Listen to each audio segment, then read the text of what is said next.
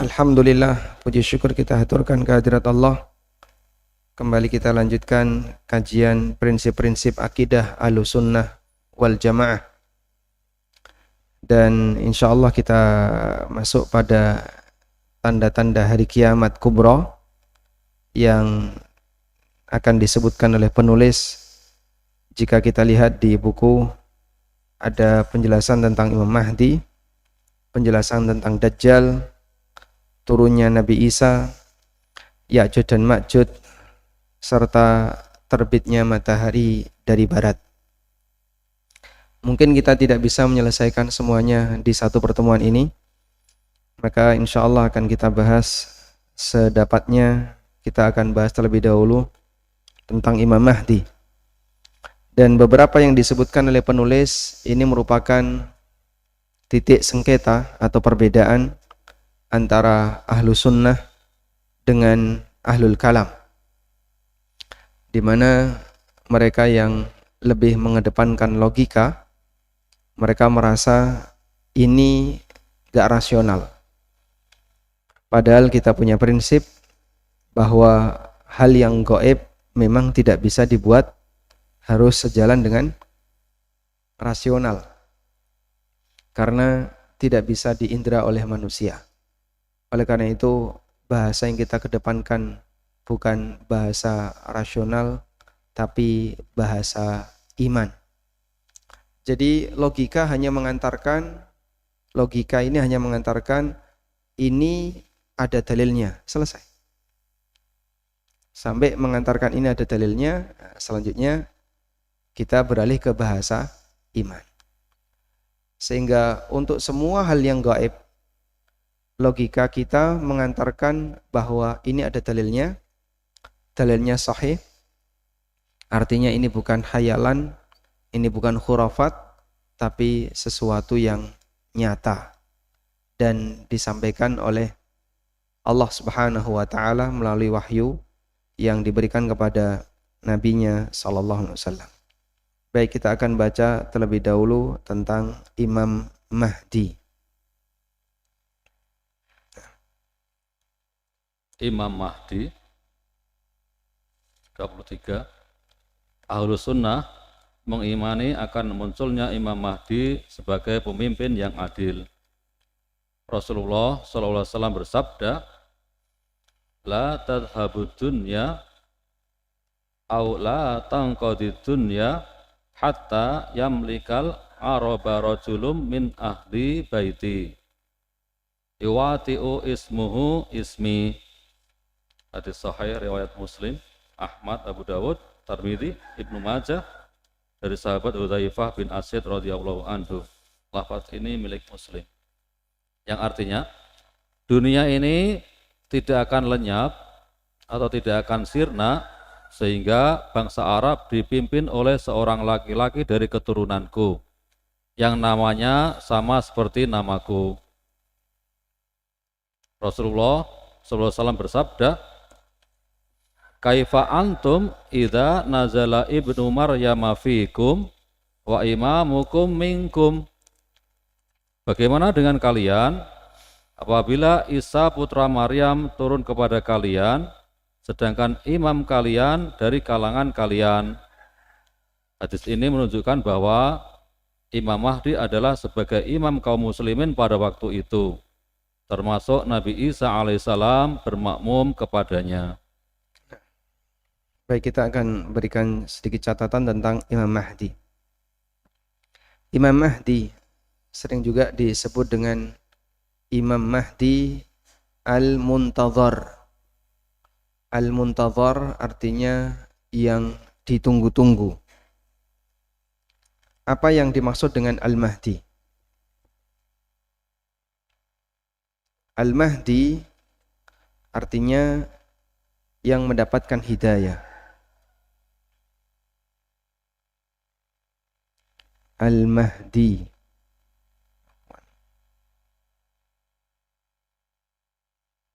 artinya yang diberi hidayah.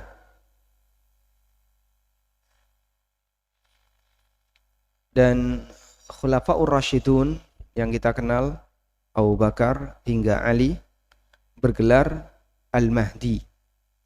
Sebagaimana yang disebutkan oleh Nabi SAW, alaikum bisunnati wa sunnatil khulafa'ir rasyidina al-mahdiyyin. Sehingga yang bergelar Al-Mahdi di awal dari perjalanan kaum muslimin adalah khulafa ar-rasyidun yang 4 yang kita kenal. Sedangkan Al-Mahdi di akhir zaman adalah pemimpin seluruh kaum muslimin yang baru akan dimunculkan oleh Allah sebagai bagian dari tanda hari kiamat. Sering juga diberi julukan Al-Muntadhar. Al-Muntadhar artinya yang ditunggu-tunggu. Al-Muntadhar. Imam Mahdi Al-Muntadhar. Baik. Kemudian dalam hadis yang tadi disebutkan oleh penulis, hadis yang diriwayatkan oleh Tirmidzi, Abu Dawud dan yang lainnya dari sahabat Abdullah bin Mas'ud radhiyallahu anhu, Nabi SAW mengatakan, yuwati'u ithmuhu ismi. Namanya sama dengan namaku. Berarti namanya siapa? Muhammad. Nama asli Muhammad. Dalam riwayat yang lain, wasmu abihi bismi abi. Dan nama bapaknya sama dengan nama bapakku. Sehingga dia bin Abdillah.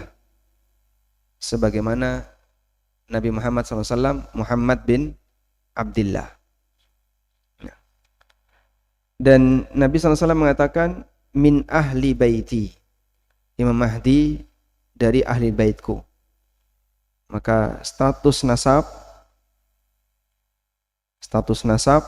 adalah keturunan Nabi sallallahu alaihi wasallam. Ahlul bait Nabi sallallahu alaihi wasallam. Maka Imam Mahdi pasti habaib. Kalau kita sepakat julukan Ahlul bait Nabi, keturunan Nabi sallallahu alaihi wasallam adalah Habib. Baik. Selanjutnya, keturunan Nabi sallallahu alaihi wasallam dari siapa? Hasan ataukah Husain? Disebutkan bahwa beliau dari keturunan Hasan bin Ali. Sebagaimana keterangan yang disampaikan oleh Ibnu Katsir, beliau mengatakan wa huwa Muhammad bin Abdullah al-Alawi al-Fatimi al-Hasani. Beliau keturunan Nabi SAW dari Hasan. Berarti dari Fatimah.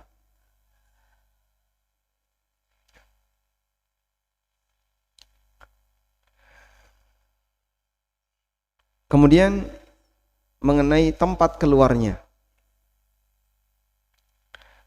Tempat keluarnya Imam Mahdi, yakunu dhuhurul Mahdi min qibalil masyriq. Imam Mahdi muncul dari arah timur, Dan ini beliau sampaikan ketika beliau di Madinah.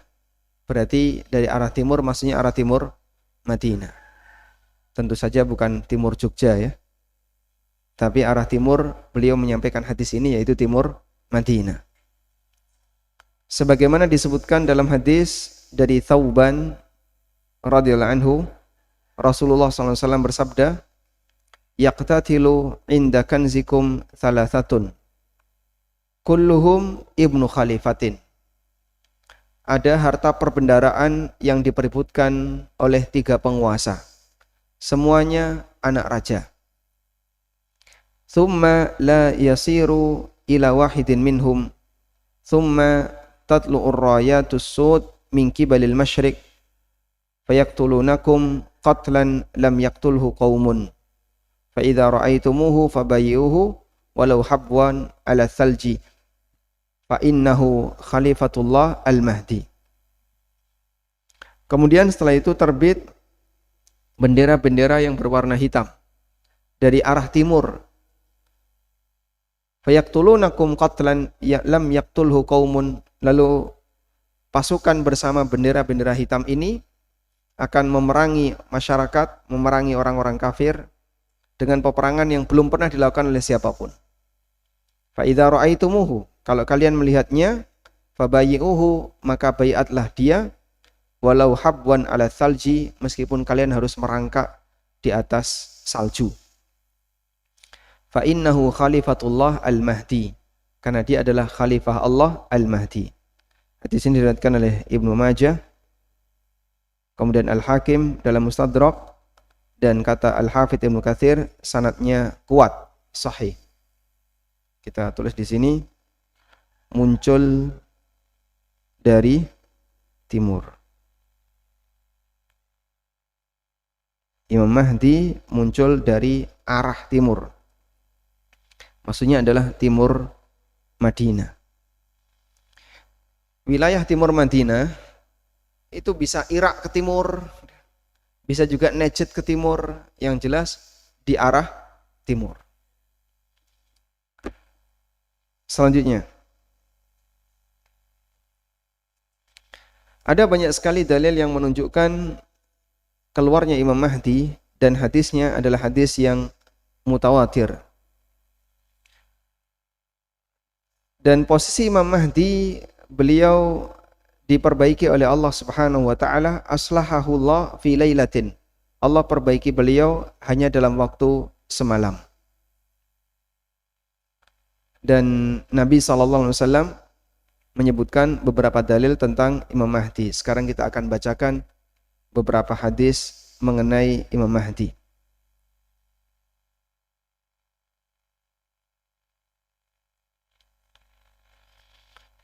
Hadis yang pertama, Ubashirukum bil Mahdi, aku berikan kabar gembira kepada kalian dengan kehadiran Al-Mahdi. Yub'atsu ala ikhtilafin minan nasi wa zilzalin, fayamla'ul arda qistan wa adlan, kama muli'at jawran wa zulman. Beliau dikirim oleh Allah ketika ada banyak sengketa, ada banyak pertikaian di antara manusia, dan terjadi zalazil, banyak gempa bumi. Lalu beliau memenuhi bumi ini dengan keadilan, yang sebelumnya dipenuhi dengan kezaliman. Yardu anhu sakinus sama wa sukanul ardi, penduduk langit dan bumi ridha kepada beliau. Yuqsimul mala sihahan, beliau membagi harta sihahan. Apa yang dimaksud dengan sihah? Qala bisawiyah bainan nas, beliau membagi harta sama rata di antara umat manusia. Ini keistimewaan Imam Mahdi. Berarti beliau menjadi pemimpin yang adil, memenuhi bumi ini dengan apa? Keadilan. Kemudian disebutkan dalam hadis yang lain dari Ali bin Abi Thalib radhiyallahu anhu, Rasulullah SAW bersabda, Al-Mahdiyu minna ahlal bait, aslahahullahu fi lailatin. Mahdi itu minna, bagian dari golonganku, ahlil bait, Allah memperbaiki beliau fi lailatin, dalam semalam. Kata Ibnu Katsir, ayyatubu alaihi wa yuwaffiquhu wa yulhimuhu wa yurshiduhu ba'da allam yakun kadzalik. Allah menerima taubat beliau, memberikan taufik kepada beliau, memberikan ilham beliau, memberikan petunjuk kepada beliau, padahal sebelumnya tidak seperti itu. Kita tulis di sini. Imam Mahdi diperbaiki dalam semalam. Diperbaiki Allah dalam semalam. Dalam arti diampuni, diberi petunjuk,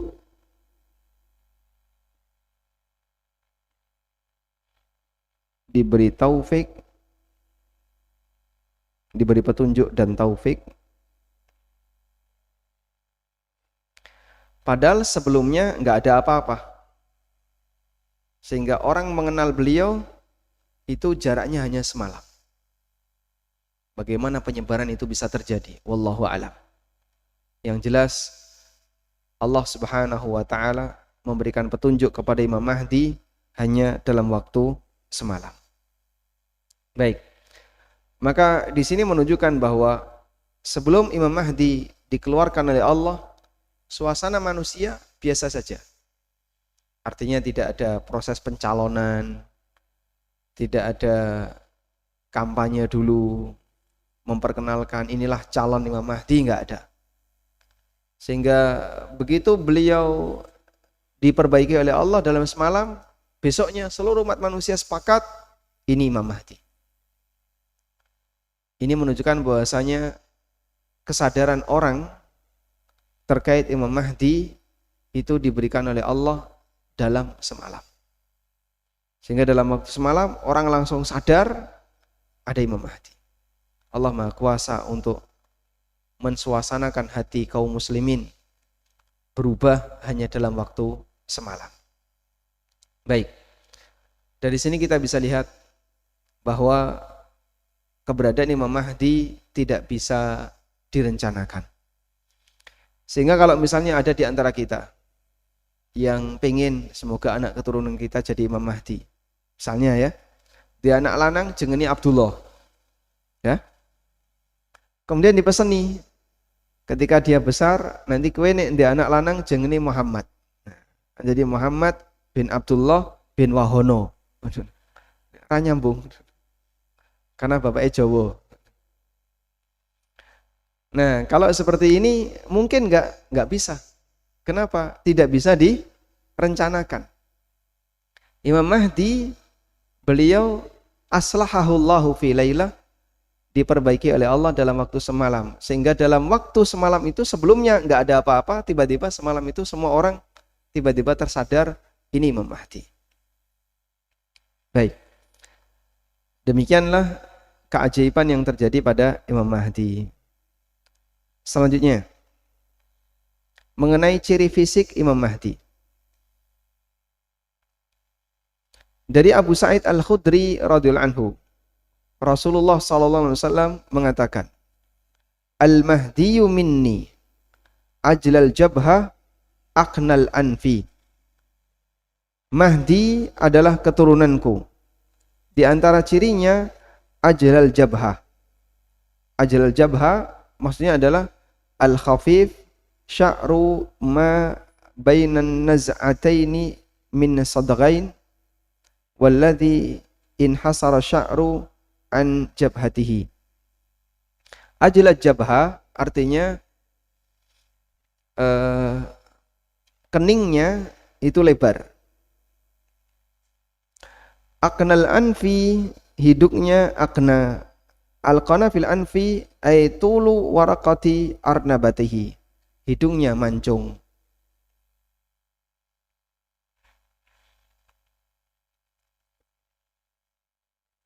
Yamla'ul arda qistan. Beliau memenuhi bumi ini dengan keadilan. Kama muli'ad dzulman wa juran, sebagaimana sebelumnya dipenuhi dengan kezaliman wa jawran dan kezaliman. Yamliku sab'a sinin, dan beliau berkuasa selama 7 tahun. Tulis di sini ciri fisik. Nabi SAW menyebutkan ciri fisik beliau adalah ajlal jabhah, kening lebar. Kemudian apa tadi? Aqnal anfi, hidung mancung. Jadi mungkin kita nggak ada harapan ya untuk punya keturunan seperti ini. Selanjutnya,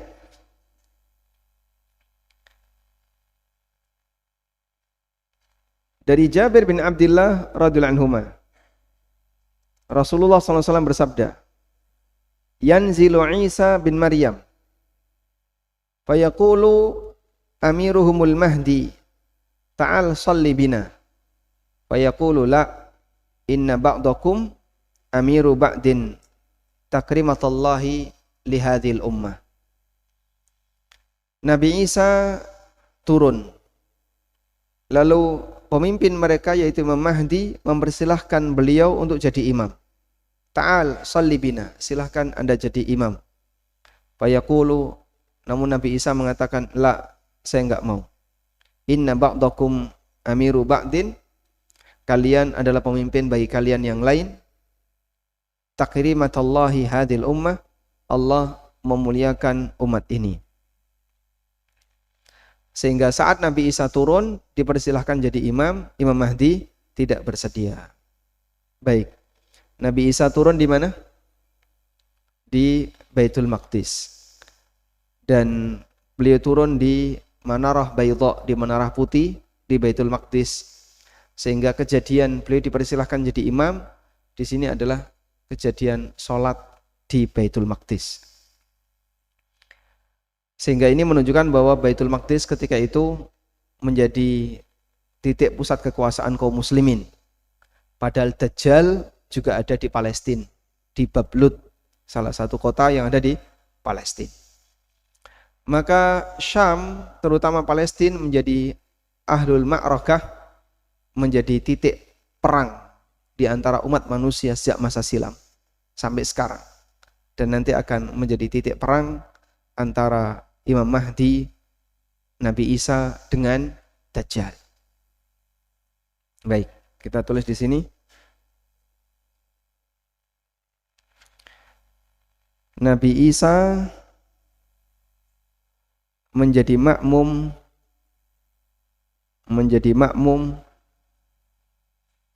Imam Mahdi. Ada sebagian yang menjelaskan kenapa Nabi Isa jadi makmum Imam Mahdi, karena dalam memori Nabi Isa itu Injil, sedangkan dalam memori Imam Mahdi Al-Quran.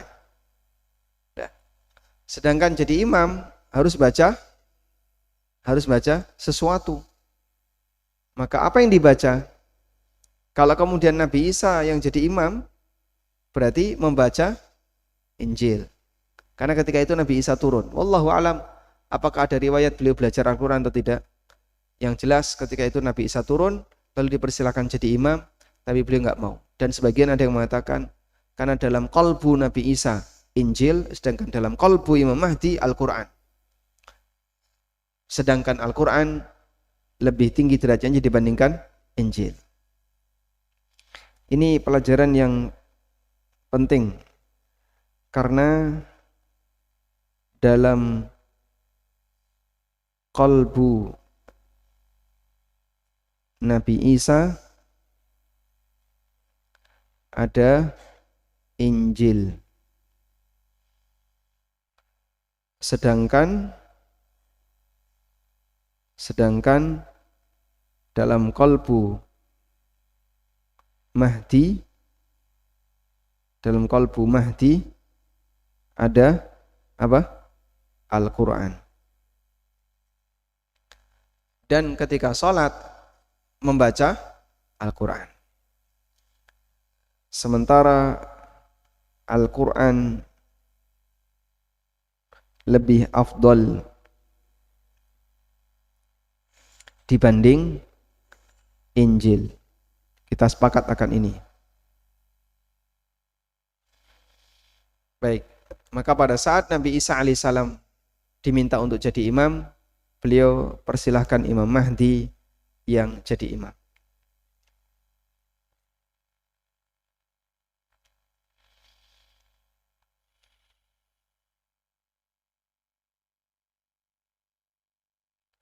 Kemudian disebutkan bahwa Imam Mahdi ketika keluar, maka harta itu melimpah, dimiliki oleh kaum muslimin. Sebagaimana disebutkan dalam hadis dari Jabir bin Abdullah radhiyallahu anhuma. Qala Rasulullah sallallahu alaihi wasallam. Rasulullah sallallahu alaihi wasallam bersabda, yakunu fi akhiri ummati khalifatun yukhsil mala hasiyan la ya'udduhu adadan. Akan ada di akhir umatku seorang khalifah. Nah, di situ dikatakan yukhsil mala hasiyan.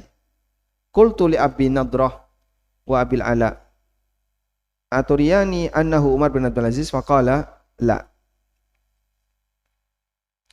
Di mana khalifah ini akan melimpah harta la ya'uddu adadan, sampai tidak berbilang saking banyaknya harta tersebut. Dari mana harta itu muncul? Wallahu a'lam.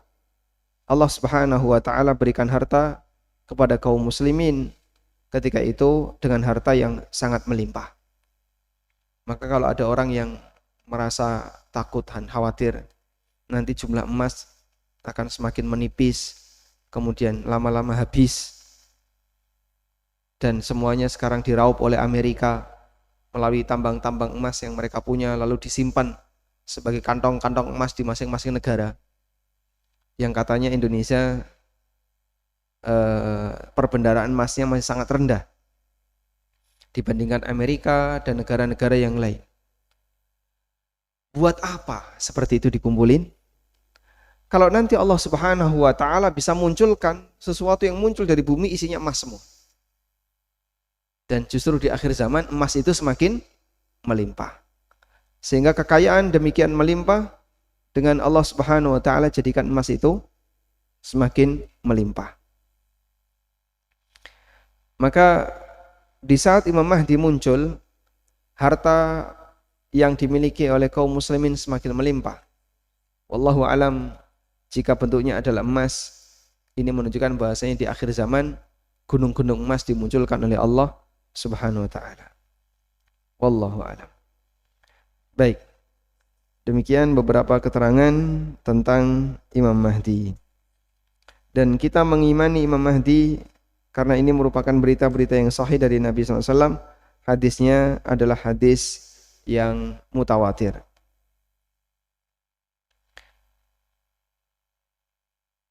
Ada beberapa kelompok yang dia tidak mau mengimani Imam Mahdi.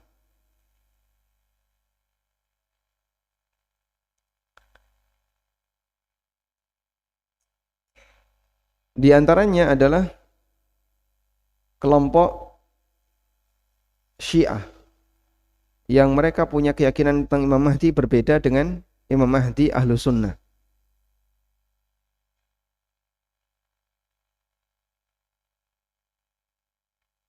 Dan beberapa kelompok yang lain yang mereka tidak percaya kepada Imam Mahdi. Saya coba bacakan di sini. Waqad ta'athara ba'du ha'ula'il kutab bima ishtuhira 'an Ibn Khaldun al-Mu'arrikh min tad'ifi li ahadits al-Mahdi ma'anna Ibn Khaldun laysa min fursani hadzal maidan hatta yuqbalu qawluhu fit tashih wat tad'if. Sebagian penulis belakangan mereka beralasan dengan keterangan yang ma'ruf dari Ibnu Khaldun. Ibnu Khaldun ahli sejarah yang ma'ruf, di mana beliau mendhaifkan semua hadis yang menyebutkan tentang Imam Mahdi. Padahal Ibnu Khaldun bukan orang yang membidangi masalah hadis, sehingga keterangan beliau bisa diterima dalam menilai sahih atau dhaif. Meskipun demikian, sebagian di antara tokoh masyarakat mereka menolak hadis Imam Mahdi dan menganggap bahwasanya sanadnya dhaif. Dan mohon maaf, ternyata di antara orang yang tidak mengakui kebenaran hadis Imam Mahdi adalah Muhammad Rashid Ridha. Dalam tafsir Al-Manar, demikian pula Muhammad Farid Wajdi dalam Dairah Ma'arif Al-Qarn Al-Ishrin. Ini beberapa tokoh belakangan yang mereka menganggap bahwasanya hadis tentang Imam Mahdi adalah hadis yang tidak benar. Wallahu a'lam. Baik. Ini keterangan yang disampaikan oleh Dr. Yusuf Al-Wabil dalam buku beliau judulnya Asyratus Sa'ah, yang merupakan tesis magister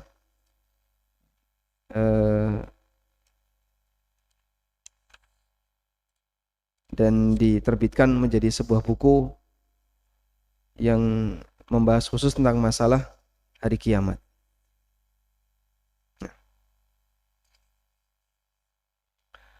Wallahu a'lam. Baik, selanjutnya kita akan beralih ke masalah hari kiamat yang kedua, yaitu Dajjal.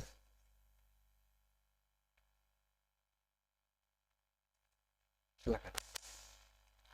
Dajjal 24. Ahlus Sunnah mengimani keluarnya Dajjal di akhir zaman sebagai tanda-tanda hari kiamat. Fitnah Dajjal adalah fitnah yang paling besar sejak Allah menciptakan Adam alaihissalam hingga hari kiamat. Dajjal adalah seorang lelaki yang masih muda, wajahnya merah, pendek, kakinya bengkok, rambutnya keriting, mata sebelah kanannya buta, menonjol keluar bagaikan buah anggur yang mengapung.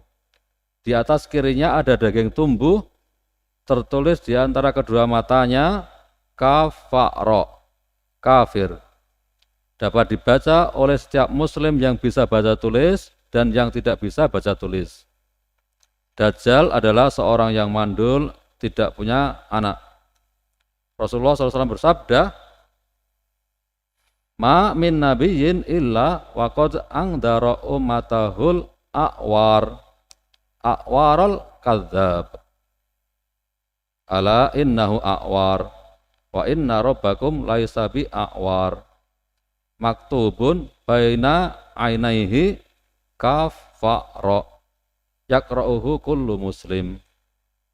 Tidak ada seorang nabi pun kecuali telah memperingatkan umatnya tentang Dajjal yang buta sebelah lagi pendusta.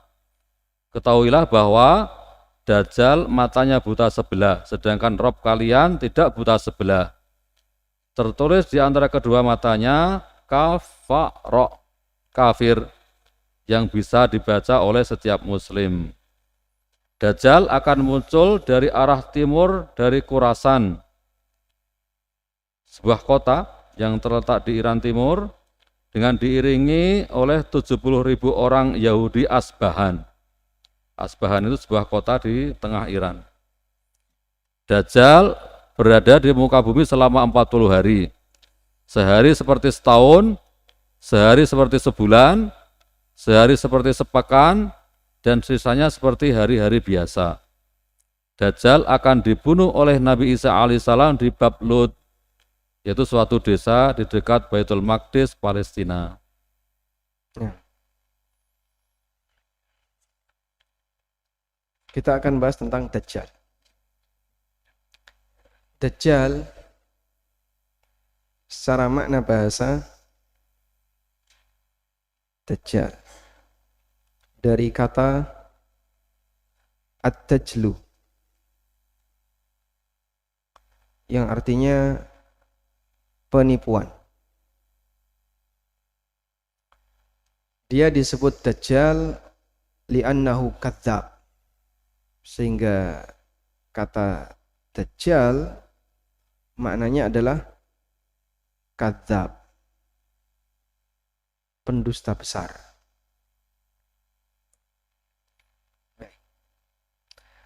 Dan penggunaan istilah Dajjal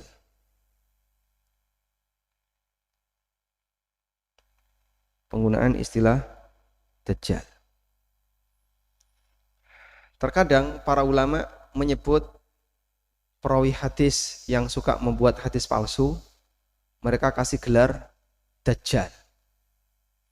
Misalnya si A, dia itu pendusta besar, maka langsung nyebut Dajjal. Dajjal dalam makna bahasa artinya apa? pendusta besar, penipu.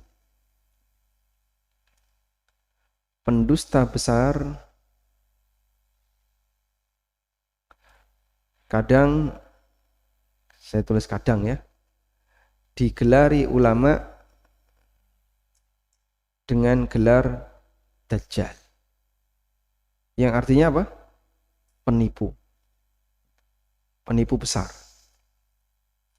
Sehingga penggunaan istilah Dajjal itu bagi para ulama tidak hanya berlaku untuk Dajjal yang muncul di akhir zaman, termasuk juga Dajjal digunakan untuk para pendusta yang sudah muncul di zaman sekarang. Baik. Kemudian penggunaan yang kedua adalah untuk menyebut si Dajjal yang muncul akhir zaman.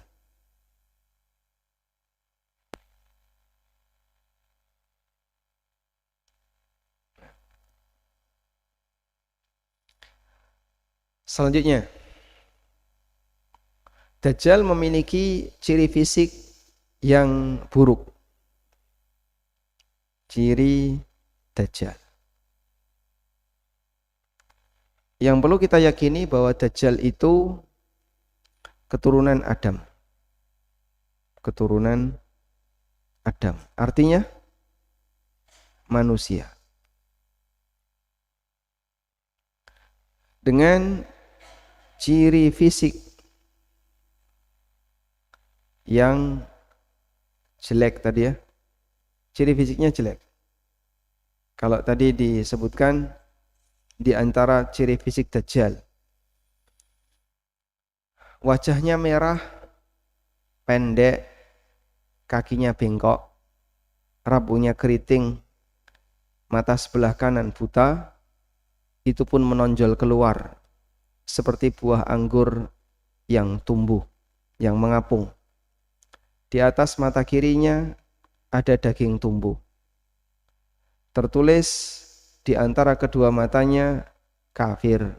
Bisa dibaca oleh seluruh muslim, baik yang bisa membaca maupun yang tidak bisa membaca. Kira-kira kalau ada wong lanang kaya ngene iki cirine, Pak. Ono sing gelem mboten, Pak? Jadi karyawannya. Sehingga Allah tampakkan Dajjal itu penuh dengan kekurangan. Untuk menunjukkan bahwa tidak mungkin Tuhan seperti itu. Dengan ciri fisik yang jelek, agar menjadi pembeda, dengan kesempurnaan zat Tuhan. Karena Dajjal ngaku Tuhan, sehingga Allah tunjukkan apa yang kalian sebut sebagai Tuhan itu kayak gini loh bentuknya. Wes merah, pendek, dumpal, kemudian rambutnya keriting, kakinya O, bengkok itu maksudnya O. Dia ketika jalan tuh bentuknya O kakinya. Buta sebelah. Padahal Allah Subhanahu wa taala itu Jamil. Allah itu zat yang maha indah. Sehingga Allah yang menciptakan segala keindahan, dialah zat yang maha indah. Sementara Dajjal ditampakkan oleh Allah dengan semua ciri-ciri kejelekan yang ada pada fisiknya. Maka tidak mungkin Tuhan seperti ini cirinya. Tapi Masya Allah, meskipun sudah demikian, banyak wong wedok sing kepencut. Karena dominan pengikutnya Dajjal adalah perempuan dan Yahudi. Sehingga di sini memberikan bantahan, ya, Tuhan tidak mungkin seperti itu. Karena Dajjal ngaku Tuhan. Dan banyak yang percaya.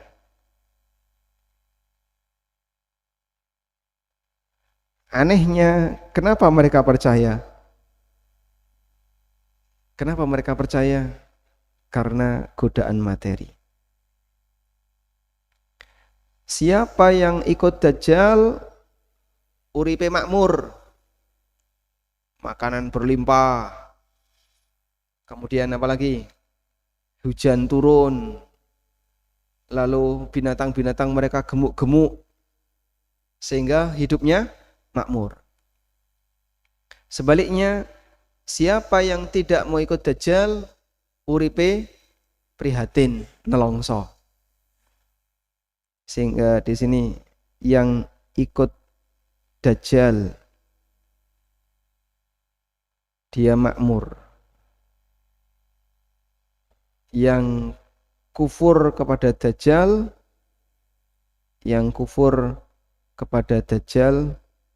apa tadi artinya? Sengsara. Sehingga makanan susah, hidupnya berat, bahkan harta-hartanya dirampasi semuanya oleh Dajjal. Maka dia menjadi melarat karena tidak mau beriman kepada Dajjal.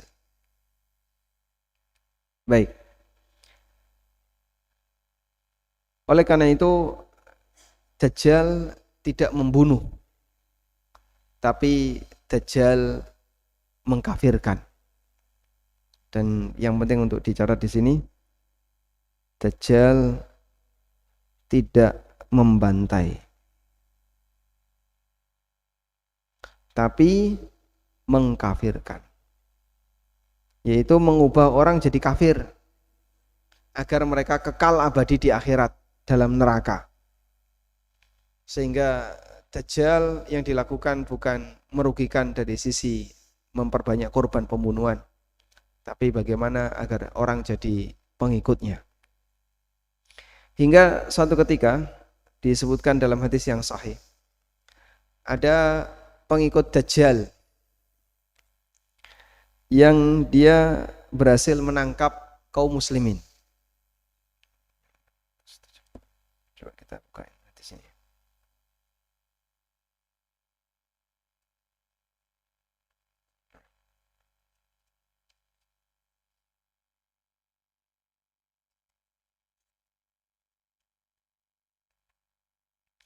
Ada pengikut Dajjal yang berhasil menangkap kaum muslimin. Lalu salah satu di antara mereka mau membunuhnya. Akhirnya dicegah sama yang lain. Dan dia mengatakan, bukankah Tuhan kita melarang kita untuk membunuh siapapun di antara orang mukmin? Coba kita lihat. Orang ini melarang untuk membunuh seorang mukmin, padahal dia pengikut Dajjal. Sehingga subhanallah, Dajjal ketika itu tidak membunuh tapi menyesatkan orang. Meskipun ada juga yang dibunuh oleh Dajjal karena dia nggak mau nurut sama Dajjal. Disebutkan dalam hadis riwayat Bukhari.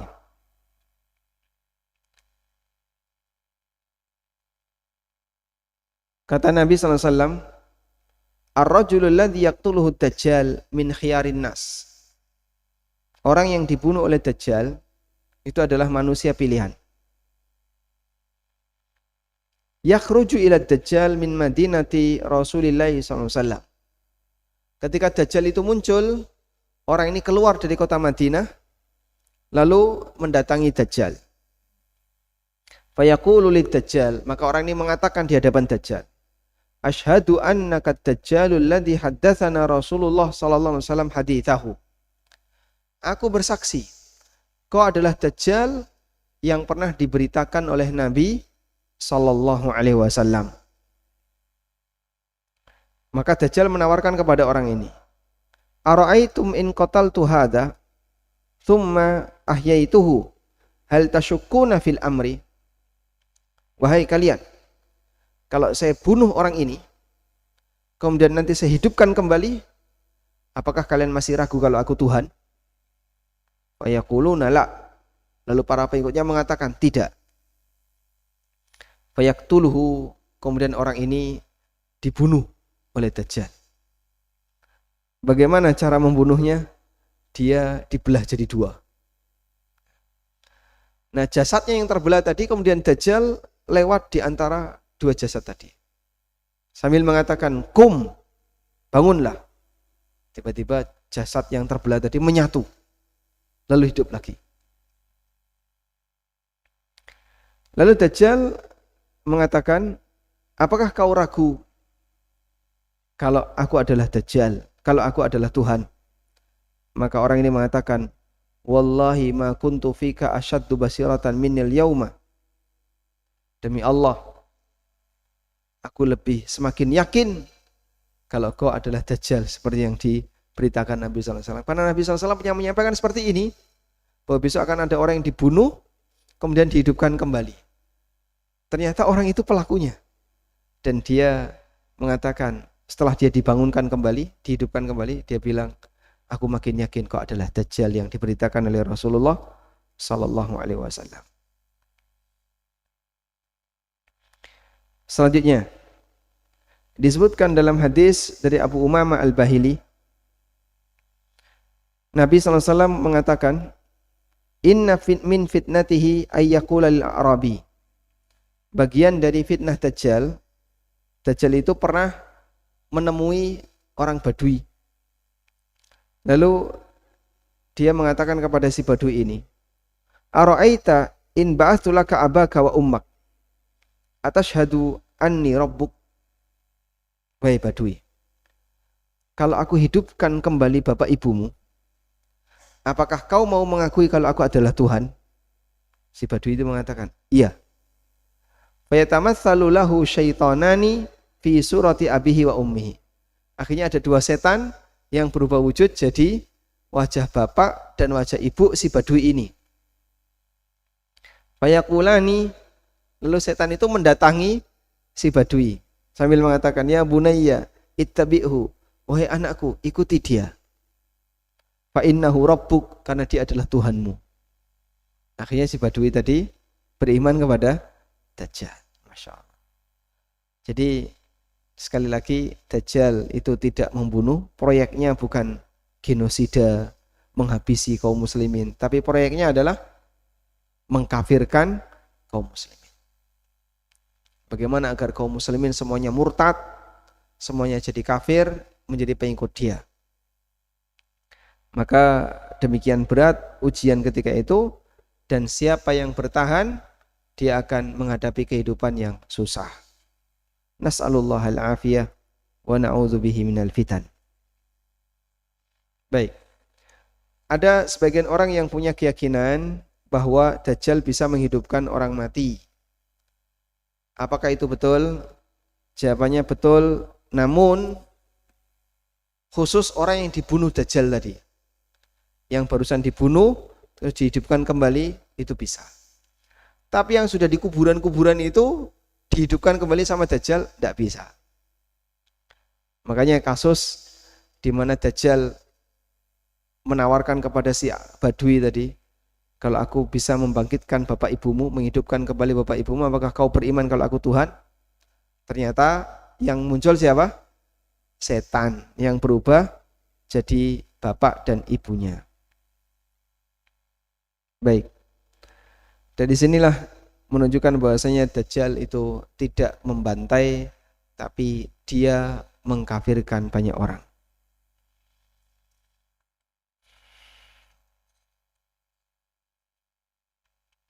Kemudian berkaitan dengan Dajjal, ada sebagian orang yang mengingkari hadis Dajjal. Contohnya Muhammad Abduh, Syekh Muhammad Abduh, gurunya Rasyid Ridho. Dia pernah mengatakan bahwasanya Dajjal itu ramzun lil khurafat. Dajjal itu lambang khurafat. Wad Dajjal, dan kedustaan. Wal qaba'ih, dan aneka keburukan. Dan pendapat ini diikuti oleh Syekh Abu Ubayyah. Dia berpendapat bahwasanya Dajjal adalah lambang hegemoni kebatilan, bukan sosok tertentu. Dan ini merupakan takwil terhadap hadis yang dohirnya menunjukkan kalau Dajjal adalah manusia. Jadi ada yang meyakini Dajjal itu nggak ada fisiknya. Terus Dajjal itu apa? Dajjal itu hegemoni kedzaliman di masa mendatang. Di mana kedzaliman itu menguasai seluruh permukaan bumi. Ada di mana-mana, itulah Dajjal yang nanti akan ada di akhir zaman. Sehingga Dajjal diyakini sebagai apa? Sebagai tindakan kedzaliman, hegemoni kedzaliman yang terjadi di tengah masyarakat. Padahal kalau kita lihat dari hadis-hadisnya, Nabi SAW menceritakan tentang Dajjal berikut ciri-ciri fisiknya. Baik. Kemudian tadi disebutkan bahwa Dajjal merupakan fitnah yang paling besar. A'zamul fitnah. Fitnah yang paling besar. Kenapa? Karena Dajjal itu mengkafirkan, bukan membunuh. Maka kalau sekarang kita saksikan Israel yang membantai kaum muslimin Palestina, atau orang-orang Buddha yang membantai kaum muslimin di Burma, di mana Rohingya, bahwa yang terjadi pada Dajjal lebih hebat lagi, karena dia tidak membunuh, tapi Dajjal itu mengkafirkan. Sehingga pilihannya, kamu kafir dan hidupmu akan bahagia, hidupmu terpenuhi, ataukah kamu tetap muslim mengingkari Dajjal tapi hidupnya sengsara. Sehingga ujian orang di masa itu adalah makanan menipis bagi mereka yang muslim, ya, hidupnya terbatas dan seterusnya, hingga akhirnya Allah munculkan Imam Mahdi. Selanjutnya, upaya apa yang bisa kita lakukan untuk berlindung terhadap Dajjal? Upaya yang bisa kita lakukan adalah banyak berdoa kepada Allah untuk berlindung dari godaan Dajjal. Allahumma inni a'udzubika min adzabi jahannam wa min adzabil qabri wa min fitnatil mahya wal mamat wa min syarri fitnatil masihid Dajjal.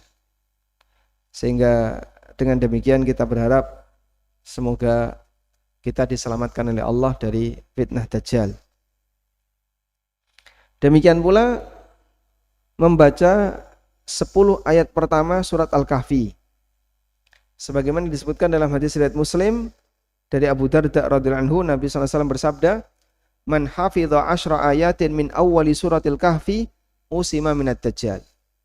Siapa yang menghafal 10 ayat pertama dari surat Al-Kahfi, maka dia akan dilindungi dari Dajjal. Wallahu a'lam.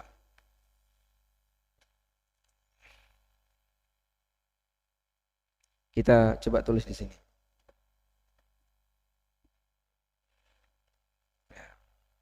Sudah mulai ngantuk, ya. Dajjal adalah fitnah terbesar. Kenapa tadi? Karena dia menyesatkan. Karena dia menyesatkan tanpa dan tidak membunuh. Dan tidak membantai. Ya, kalau orang dibantai mati, ya, maka nanti akan abadi sebagai orang baik di surga, sebagai mati syahid. Sehingga kalau ada orang yang dibunuh oleh orang kafir, misalnya masyarakat Palestina, dibunuhi sama orang-orang Yahudi, apa status mereka? Mati syahid, mati dalam kondisi baik, sehingga mereka tidak rugi ketika mereka mati di tangan orang Yahudi. Tapi kalau sudah kafir, waliyadzubillah, maka selamanya tidak akan mendapatkan surga. Yang kedua, pelindung dari fitnah Dajjal. Pelindung dari fitnah Dajjal. Dengan banyak berdoa, sampai Nabi SAW itu berdoa kepada Allah, dan beliau rutinkan doa ini dalam salat beliau. Allahumma inni a'udzubika min adzabi jahannam wa min adzabil qabri, sampai akhir, wa min syarri fitnatil masihid dajjal. Dan bagian dari perlindungan itu adalah kita diwafatkan oleh Allah sebelum dajjal muncul. Di antara orang yang dilindungi dari dajjal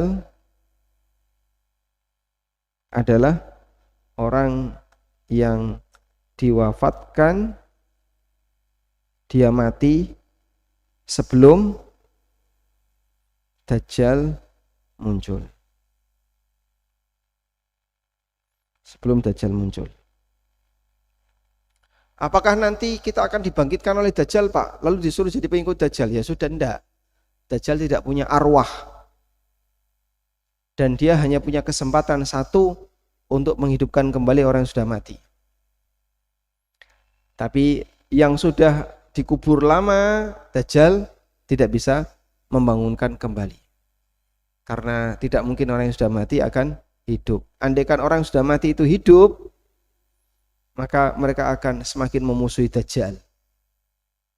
Karena orang yang sudah mati tahu benar dan salah, dia sudah tahu, tapi kan imannya tidak berlaku. Wallahu a'lam. Baik, mungkin demikian yang bisa kita berikan sebagai catatan tentang Imam Mahdi dan Dajjal. Semoga semakin menambah keyakinan kita terhadap berita yang disampaikan oleh Rasulullah SAW. Dengan demikian iman kita akan semakin bertambah. Wassallallahu ala nabiyyina Muhammadin wa ala alihi wa sahbihi wasallam. Silakan bapak-bapak yang ingin bertanya. Ibu-ibu.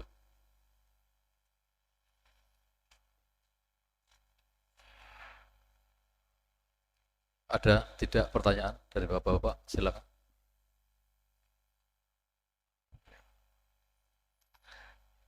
Tidak ada? Saya yang tanya sekarang.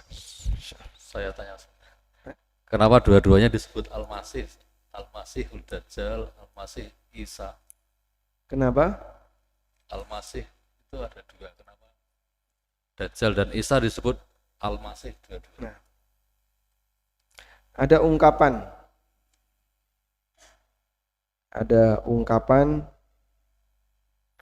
Al-Masihu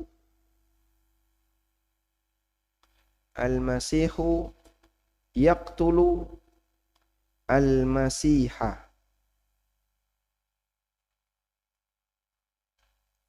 Al-Masih akan membunuh Al-Masih. Al-Masih yang pertama adalah Nabi Isa. Al-Masih yang kedua adalah Dajjal. Bahwa Al-Masih Isa akan membunuh Al-Masih Dajjal. Baik. Yang perlu dipahami bahwa kata Al-Masih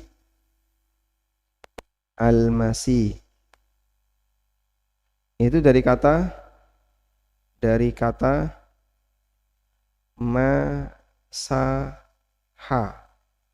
yang artinya menghapus. Baik. Nah, Al-Masih itu punya dua makna. Bisa maknanya Al-Masih, artinya penghapus, yang menghapus atau yang pengusap. Bisa juga maknanya Al-Mamsuh.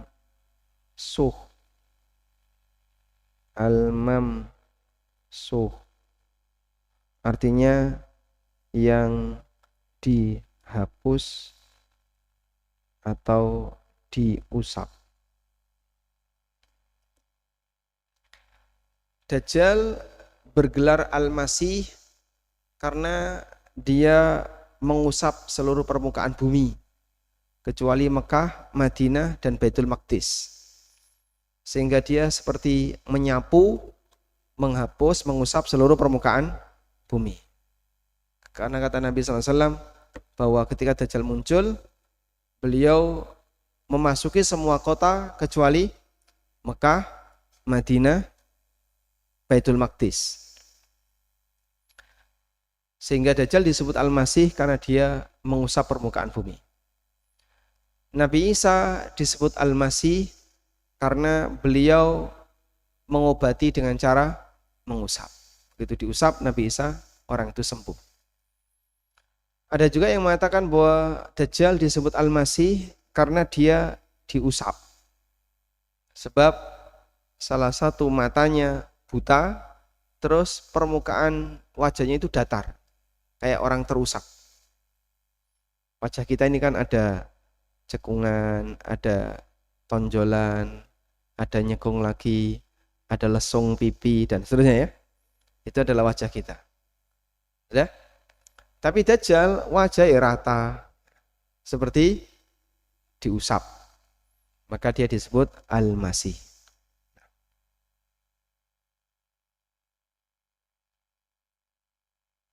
Menjawab? Ada lagi?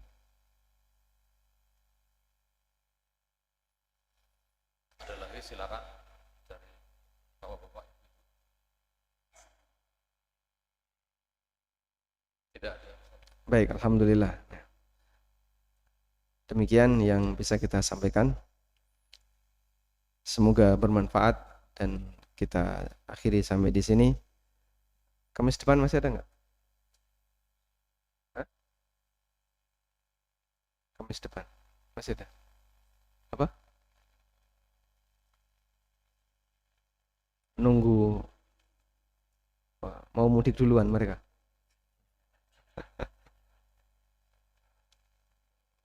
Baik, nunggu info ya, nanti nunggu info. Baik. Sallallahu ala nabiyyina Muhammadin wa ala alihi wa sahbihi wa sallam.